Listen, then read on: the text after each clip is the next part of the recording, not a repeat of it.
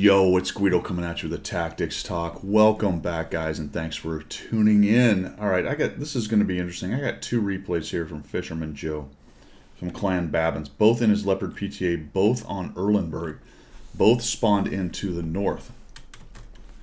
Both times he's going to go over here to the west side. Fantastic example of going with the flow of the battle. So let's go ahead and watch this first, and we'll talk about it as we go. Then we're going to compare it to the next one. They both end up being good games. He takes the same early position in both, but the battles play out very differently.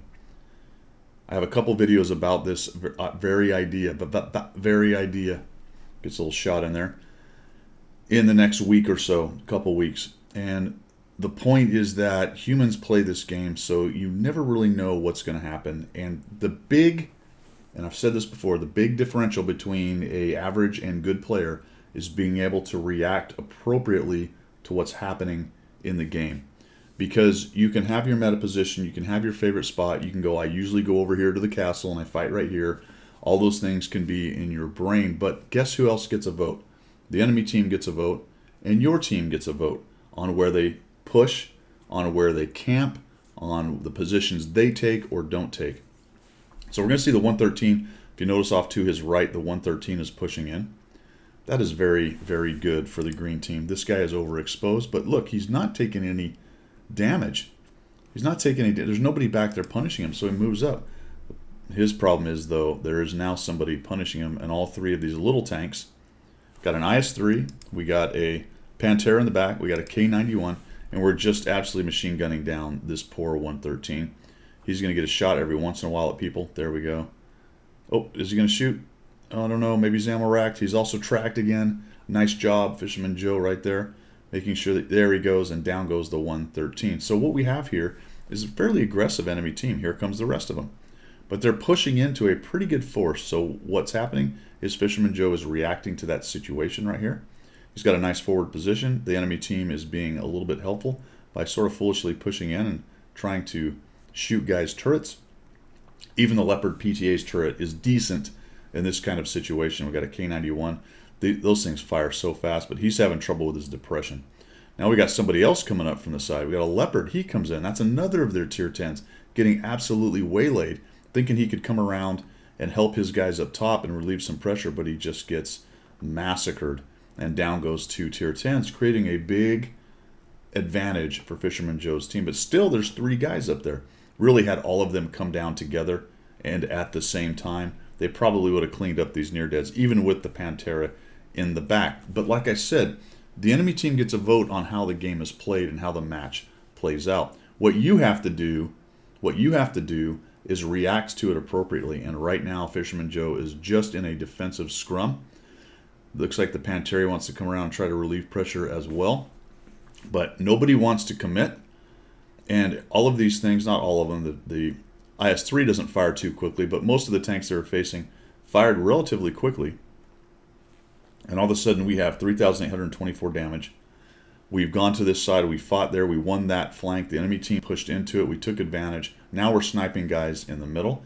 And this is probably how you would draw this particular game up, right? Or this match. If you were Fisherman Joe and you looked at it and said, I'm going to go over to this flank, we're going to win this flank, and then I'm going to flex back to the middle and start taking out the guys that are hanging out down there and supporting my guys in the middle. My guys in the middle will hold. The guys over on the east side will set up their little sniper nest and at least won't fail. And that's probably a recipe for a win on Erlenberg from the north spawn most of the time. Pretty classic way to do it. The enemy team was a bit over-aggressive. He took advantage of it. That's what you have to do when you are reading the flow of the battle. And now he's flexing in here. Metaflex takes a hit from the WT. WT, did he hit? No, he only crit damage. That WT's probably yelling. I think I would have gone right into town right there, Fisherman Joe, instead of risk the WT getting another shot on me. He is hanging out back there somewhere. Come in here, we get a kill on that guy. Fantastic. And now we've got to track down the last few remainders. So this game pretty much went to plan, didn't it? I think most people would look at that and go, yep, that's pretty much how you win this game. You don't let your flank fall. You win it if you can. If the enemy is over aggressive, you punish them for being so, while at the same time you're holding a forward aggressive position. Once you win your flank, you either go back if your cap is threatened, it wasn't, or you push in here in this case, and you start taking out the guys camping in the back. You would almost say go back in this case, but it was just a couple scouts, and there's so many guns on the board, it doesn't look like they're going to be able to jump on the cap and fast cap, so I'm not too bothered by him raging back here. He does know the WT is hiding out back here somewhere. I'm going to speed this up because the WT is actually on the run. Comes up here, gets spotted, and there goes the WT. This is great. WT goes into the water. He's going to try to go up that ramp right there. And Fisherman Joe blaps him for 454 with HE. I believe that first shot was HE. I'm not sure, but this one definitely is. Boom. 189. Yeah, that's unfortunate. But he tracked him, so he's not getting away. Just a real nice sequence. He knows he can take a hit, so he's just going to stand in. Whatever hit me, doesn't matter. Boom, 457. Another 450 hit. And all of a sudden he fixes his ammo rack so he can get that last shot in. Somebody misses, and we get another 189. We end up with 5,968, 1,820 damage, and 6 kills for not an ace tanker, but a might have been an ace tanker. We'll look at it in a minute. But Top Gun, right? Top Gun with the 6 kills. Okay, so that example is a good one for, hey, that went according to plan. Now let's look at the second one because something interesting happens on that one.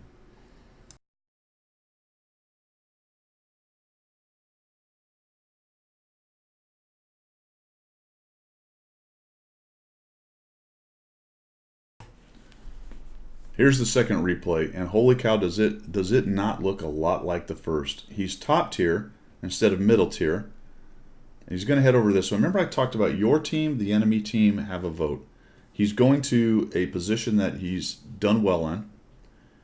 It's essentially the same setup. He's going to go over here to the castle. He's going to try to use this ramp and take shots on guys. We have a Charioteer. We have a Lorraine. We actually have a 54 lightweight supporting from that hill. And an 8.8 is pretty far back there, but potentially could have some shots on people if he moves up a bit. We come to this initial spot and we start looking for shots, and this is pretty standard. So let's see what we got. We got a little guy here. Now we're going to bounce. That's a 705. Well, okay, that's a tougher nut to crack than what he saw earlier, and he does want to be careful about dueling with that guy, so he thinks better of it. Comes back around. He's going to be careful. Remember how hyper aggressive he was last time? Oh, there's a T30. Holy cow! All right, that changes things. Between the T30 and the 705, this particular game is shaping up to be quite different right off the bat. T30 does get hit. Looks like the 8.8 is doing his job, or maybe it was one of the guys in the middle, I'm not sure. And the Charioteer takes a hit. And now look how Fisherman's team is being a little more aggressive this time. Or the enemy team slightly less aggressive. There was somebody there, by the way. The JP2 just hammers that guy looking through that little hole right there. And now we've got a Leopard PTA facing us. Okay, so the enemy team, despite the fact that there was 2 tier 10s over here, on the last game, they came at him foolishly one at a time, right? This time, the enemy team is playing much more carefully, and Fisherman Joe's team is probably slightly less strong. In addition to that, there is a bunch of Fisherman Joe's tanks sitting in the back on the red line. The 8.8, the ST1, the WT, the Su-130, the E75 TS, is that what it is back there? Or is it actually an E75?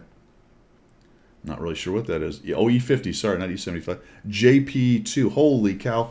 That is a lot of tanks on the back, and so he has to be very, very careful. There are exactly 4 of them forward here, 1 Renegade trying to hold the east side, and 3 or 4 in the middle, and everybody else is sitting in the back. And Fisherman Joe looks at this and goes, this is not working.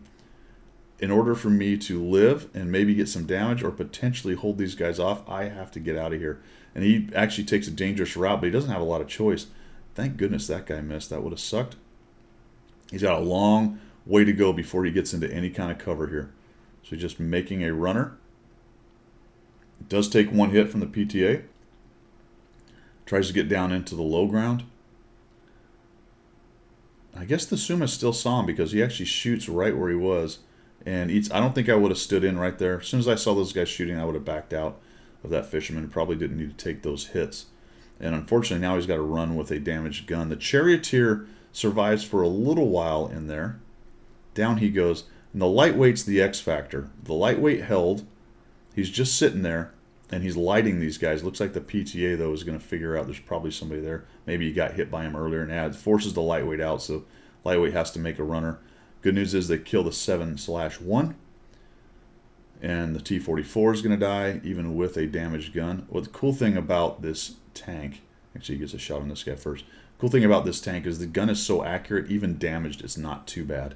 He's still got another 36 seconds, so he's going to back out, going completely defensively. So, great example. Went to the same place, game started to look like maybe it was shaping up, but the enemy team got a vote, and it played completely differently. He had to actually fall back and play more defensive, whereas the enemy team didn't do that very well in the game before. He's going to anchor this entire side with the 8.8 helping him a little bit, I think. Takes a hit right there, 220. Oh, is that guy using the small gun? That Leopard PTA may have the small gun on it. I did not notice that earlier, but he only did 229 damage. So it looks like that's a Leopard PTA with the top Panther II gun on it. Or whatever. Is it the Panther II that it comes from? Whatever tank that the Leopard PTA comes from.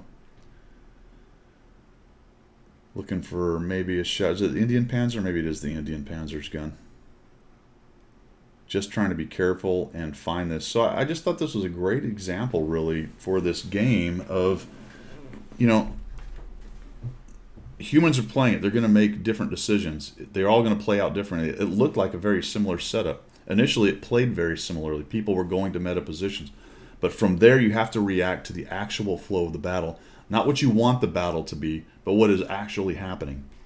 And that's what Fisherman Joe has done here. He fell back. He had no choice. He got out of there. And now he's just absolutely wrecking people because he's helped sort out this entire flank. Puts a shot into the side of there. He's fixed his gun. Waited for the kit to come back, do the cool down. Got an SM in the middle. Looks like the SM is flexed over to the middle. Looks like most of them have. Their JP2 is unaccounted for. He's still hanging out somewhere. Whether he's right in front of Fisherman Joe or further back or still up in the castle, hard to tell.